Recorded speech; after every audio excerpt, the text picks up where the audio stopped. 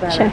So we are now with Ioana Mischie, that is one of the artists in competition in the Cannes Immersive with human violins. So please tell us something about your project. Sure. So, hello, my name is Ioana Mischie. I'm a Romanian-born transmedia artist and futurist. And Human Violins Prelude is our most loved VR project. We are honored to have it here in Cannes. It actually started from a real premise, this project, a premise that I discovered 7 years ago when I was a Fulbright scholar in the US. And I found out for the first time a violin that survived the Holocaust. And I couldn't forget it.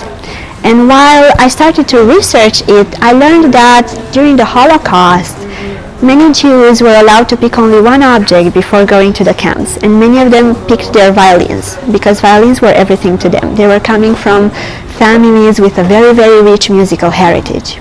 So starting from this real premise, I decided to expand on it in a fictional way to create a narrative story of Alma, who is a violin music lover, and she uses music and art to overcome dark times. And I also decided to kind of make this project as a tribute to my father, who was a huge violin music lover, and he happened to pass away in the year when I discovered this project. I invite everyone to actually come and explore it. It's a hard work of at least 3 years that we have been through. Our whole team reunites artists from 4 countries. We have been working on new storytelling techniques, new interactive pipelines, and also state-of-the-art technologies. And we really hope that it's a project that will stand out because it's highly inspirational. It's not only about the Jewish community or the Romanian community or the French community, it's about all of us. I would like to ask something more about your background and your experience at the Venice College Biennale. Well, my background is in writing. I am a concept creator and storyteller at heart. And as I started to develop stories, of course I wanted to bring them to life and to grow them into holistic worlds.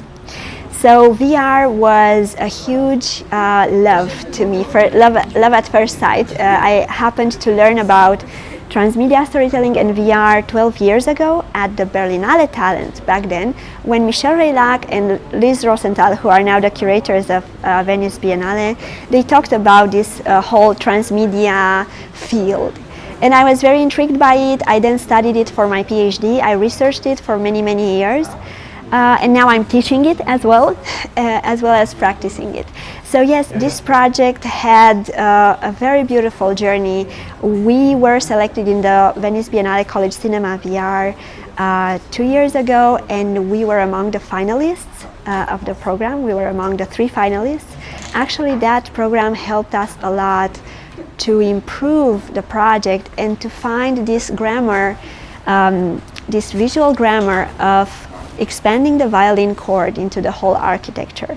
Our goal actually was to make the full architecture playable and to allow people to create music while tapping everywhere.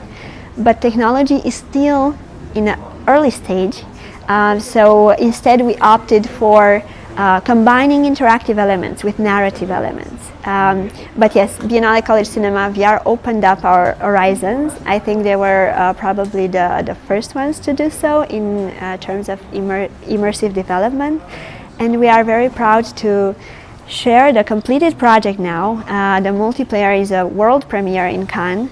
And we had some very emotional reactions on this project. It means that VR is not just, and it never was for us, just a trend, but it's not just a trend for anyone, it's a legacy.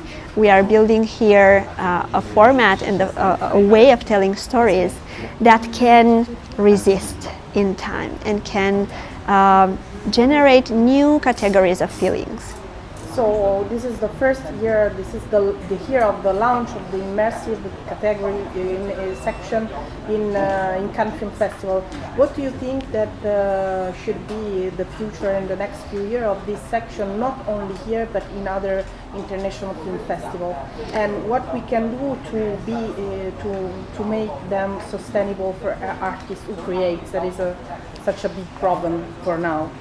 Yes, it is. There are many answers to this question. The first one would be, if I were to look at the long-term scenario, even if I'm a creative technologist, I created a new genre, a new audiovisual genre, which is called noetic fiction, and it's an alternative to science fiction. So, for example, if science fiction proposes futures focusing on the advancement of technology alone, I would love to create stories about futures focused on the advancement of human consciousness. This is the biggest question to me.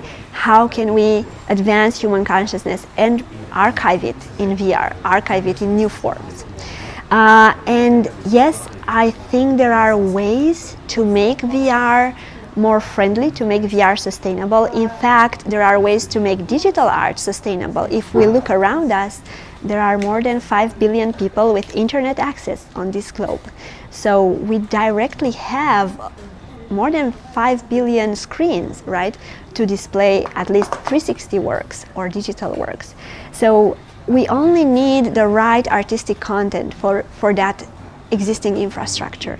And I think this will happen, and it is happening.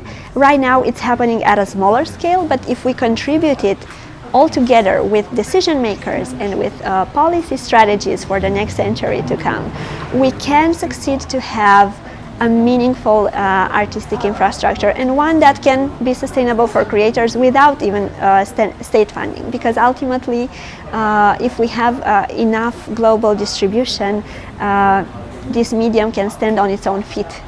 And we just need to have, first and foremost, the right attitude. And secondly, of course, open-heartedness to collaborate, because we can certainly do a better job if we are people from more nationalities collaborating.